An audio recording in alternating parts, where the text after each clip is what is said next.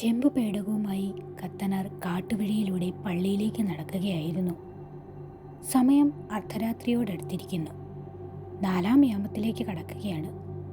ദുർമന്ത്രവാദികൾക്കും ആത്മാക്കൾക്കും ഏറ്റവും ശക്തിയുള്ള സമയം. പെട്ടെന്ന് കാട്ടിലെ മരങ്ങൾ ചുവടുമാറ്റി തുടങ്ങുന്നതായി അദ്ദേഹത്തിന് തോന്നി. വഴി തെറ്റിപ്പോയിരിക്കുന്നു. കാടിൻ്റെ ഇരുട്ടിൽ നിന്നും ഭീമാകാരമായ ഒരു രൂപം പ്രത്യക്ഷപ്പെട്ടു. അത് ചാത്തനല്ല, മറിച്ച് കാലങ്ങളായി ആ പേടകം കാത്തു സൂക്ഷിച്ചിരുന്ന കാവൽ ഭൂതമായിരുന്നു. അതിൻ്റെ കണ്ണുകളിൽ നിന്നും തീപ്പൊരികൾ ചിതറുന്നുണ്ടായിരുന്നു. കാവൽ ഭൂതം കത്തനാർക്ക് നേരെ മണ്ണും കല്ലും ആഞ്ഞു വീശി. വായുവിൽ ഉയർന്ന മൺതരികൾ കൂർത്ത മുനകളായി മാറി കത്തനാർക്ക് നേരെ പാഞ്ഞെടുത്തു. "നീ എൻ്റെ പേടകവുമായി കടന്നു പോകില്ല കത്തനാർ!" ആ ഭൂതത്തിൻ്റെ അട്ടഹാസം കാടിനെ വിറപ്പിച്ചു.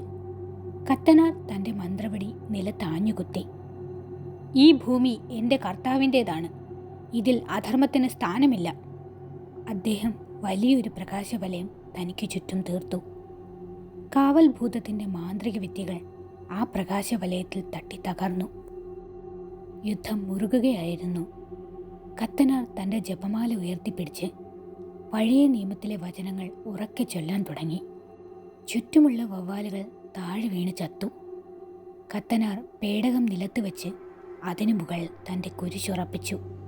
"നിന്റെ പകയും ശക്തിയും ഈ കുരിശിന് മുൻപിൽ ഒന്നുമല്ല." കത്തനാരുടെ കണ്ണുകളിൽ നിന്നും ഒരു ദൈവീക പ്രഭ പുറപ്പെട്ടു. അത് കണ്ട കാവൽഭൂതം ഭയന്ന് പിന്നോട്ടു മാറി. കത്തനാർ തൻ്റെ വടി കൊണ്ട് വായുവിൽ വലിയൊരു കുരിശ് വരച്ചു. അതിൽ നിന്നും പുറപ്പെട്ട നീല വെളിച്ചം ഭൂതത്തെ ചുറ്റി വരിഞ്ഞു.